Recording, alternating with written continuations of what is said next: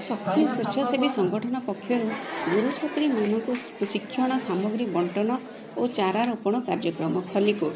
सखी स्वेच्छासेवी संगठन तरफ शनिवार दिन खल्लीकोटे जिला शिक्षा और प्रशिक्षण प्रतिष्ठान गंजाम रे तालीम रे थिबा समस्त छात्र छात्री और गुरु छात्री शिक्षक प्रशिक्षिका और कार्यरत समस्त सदस्य को सखी ट्रस्ट मुख्य राज्य किन्नर संघर सभापति स्वीटी साहू समेत ट्रस्ट अन्य कर्मकर्ता मिसी उक्त परिसर में शिक्षण सामग्री यथा टिफिन बॉक्स पानी बोतल खाता पेन खाद्य बंटन सह किछि चारा रोपण कार्यक्रम करथिले।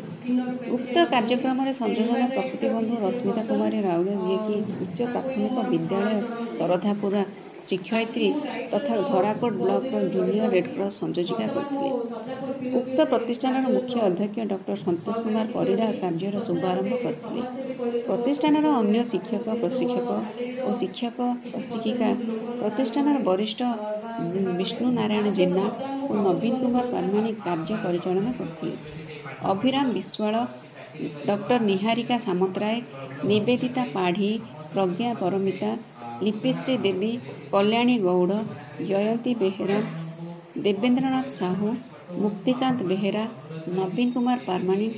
भाबिलिता नायक गायत्री स्वाई सरोजिनी मिश्र अनुपमा दास बबीता सिंह नायक सुकुलेई टुडू प्रवेश कुमार पट्टनायक आशीष कुमार सेठी निरुपमा प्रधान और प्रतिष्ठान अन्य कर्मकर्ता एपीजे अब्दुल कलाम ट्रस्टी प्रतिष्ठाता पूर्ण बेहेरा छबिराणी महांती काजल धल रूपाली किन्नर प्रिया पात्र प्रकृत बंधु रामचंद्र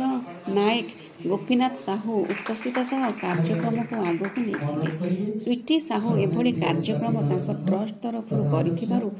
प्रतिष्ठान तरफ धन्यवाद अर्पण करथिले। खल्लीकोट माधव बेहेरा कार्यक्रम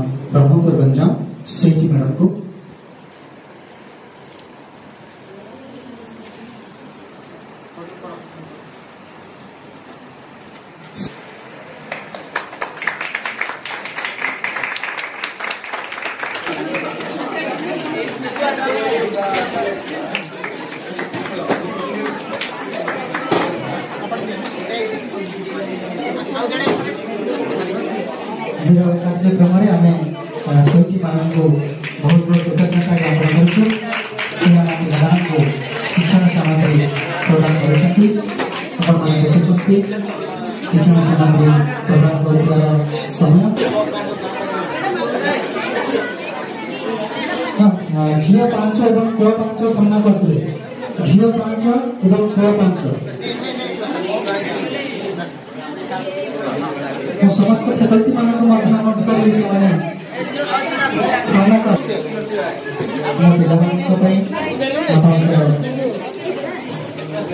आशीर्वाद और 5 जन आसले सामना को 5 जन सामना आसले